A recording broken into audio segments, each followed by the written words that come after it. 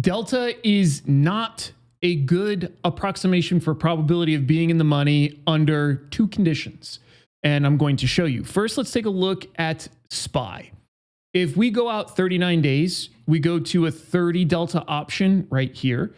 The 30 delta would tell you about a 30% probability of being in the money at expiration. And if we go over and we look at the actual calculated probability, which is different, it shows us 28.14. So it's pretty dang close, right? Off by 2 points. Who cares?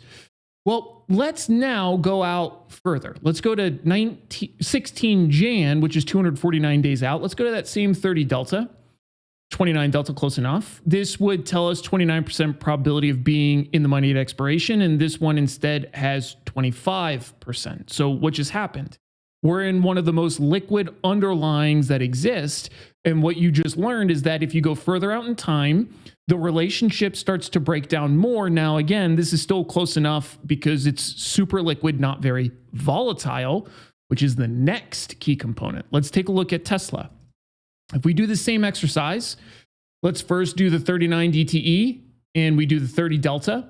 You'll notice 30 delta, 30% chance being in the money at expiration. This is instead 23.7%.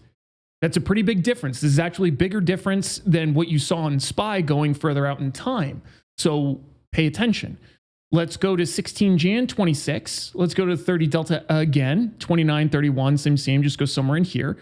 And you'll notice that the probability of being in the money is now about 15%, about half. What's happening? There are two things that skew using delta as the probability. Volatility is one, second is duration. This is why it is typically still good practice to just use the separate calculation. There is a separate calculation for it. I have a video that goes through that. I'll throw it in the notes. But as always, if you have any questions, let me know. Be an outlier. See y'all later.